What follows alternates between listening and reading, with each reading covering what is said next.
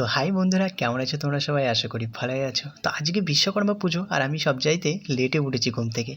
তো যাই হোক, ওঠার পর আমি ঝটপট রেডি হয়ে গেছি, কারণ অনেক কাজ, মানে আমার সাইকেল আর বাইক আরও রয়েছে, সব কিছু ধুতে হবে। তো বন্ধুরা, বছরের একটা দিন এই দুটো জিনিসকে খুব স্পেশালভাবেই ধুতে হয়। তো বন্ধুরা, তোমরাও নিশ্চয়ই সকাল সকাল আজকে এই কাজে লেগে পড়েছো।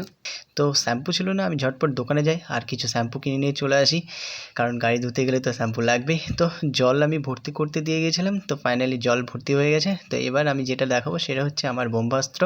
মানে এটা আমার অ্যাকচুয়ালি আমার এসির কাজে লাগে, কারণ যেহেতু আমি এসির কাজ করি তাই এটাই লাগে। তো এটা হচ্ছে জেট পাম্প। তোমরা আশা করি অনেকেই দেখেছো এই জিনিসটা। তো এটা দিয়ে সব কিছুই ধোয়া যায়। তো আমি এখন সাইকেল আর বাইক দুটোই ধোবো। তো চলো বন্ধুরা, ঝটপট এটাকে সেট আপ করে ফেলি। তো এটা সেট আপ করতে কিছুটা সময় লাগবে, তাই ভিডিওটাকে আমি একটু স্পিড মোশন করে দিয়েছি। তো যাই হোক, দেখতেই পাচ্ছ এর কী কী পার্টস রয়েছে। তো আমি এগুলো ঝটপট সেট করে ফেলেছি, এবার ধোবো। তো দেখতে পাচ্ছ আমার বন্দুক রেডি। তো চলো বন্ধুরা, এবার তোমরা দেখতে থাকো আমি কীভাবে বাইক ধোবো। তো ঝটপট আমি বাইকটাকে ধুতে শুরু করে দিই। আর এই দিয়ে বাইক ধোয়া সত্যিই ভীষণ মজাদার, কারণ স্পিডটা এত সুন্দর যে কোনা কাঞ্চি সব জায়গার মাটি একদম পরিষ্কার হয়ে যায়। তো তোমরা যদি কিনতে চাও তবে আমি লিঙ্কটা ডিসক্রিপশনে দিয়ে দেবো।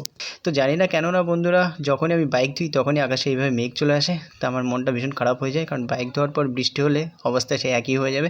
তো সবশেষে আমার সাইকেলটাকেও ধুয়ে ফেলি। তো দেখতে পাচ্ছ সাইকেল ধুতে তো মাত্র 5 মিনিট সময় লাগে।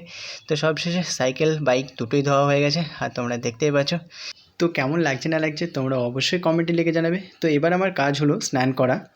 তো ফাইনালি স্নান টান সেরে আমি এখন চলে এসেছি ঘরে। আর দেখতে পাচ্ছ সবাই পূজায় বসে পড়েছে, মানে এদিকে মা রয়েছে, ওইদিকে বাবা। আর যেহেতু বিশ্বকর্মা পূজা আমাদের নিজেদের পূজা, তাই আমরা কখনো ব্রাহ্মণ ডাকি না, কারণ এটা আমাদের নিজেদেরই পুজো করতে হয়। তো বাবাই পুজো করছে আর আমি চলে এসেছি। আর যেহেতু সকাল থেকে আমি না খেয়ে রয়েছি, মানে অ্যাকচুয়ালি উপোস করে রয়েছি, তাই আমি অঞ্জলি দেবো বলে বসে রয়েছি। তো তোমরা দেখতে থাকো বন্ধুরা। ওইদিকে বাবা পুজো করছে, আর বৌদি আর আমার পুচকুসোনা আপাতত রয়েছে পাশের ঘরে। তো আমি এখন অঞ্জলি দেবো। তো বাবাই আমাকে অঞ্জলি দেওয়া হচ্ছে। তো দেখতেই পাচ্ছ অঞ্জলি তো কীভাবে দিতে হয় তোমরা নিশ্চয়ই জানো। ফুল ও বেলপাতা দিয়ে বাবা বিশ্বকর্মার চরণে নিজেকে সমর্পণ করাকেই অঞ্জলি দেওয়া বলে, হয়তো এটাকেই বলে, আমি সঠিক জানি না, তোমরা জানিও কমেন্টে বন্ধুরা।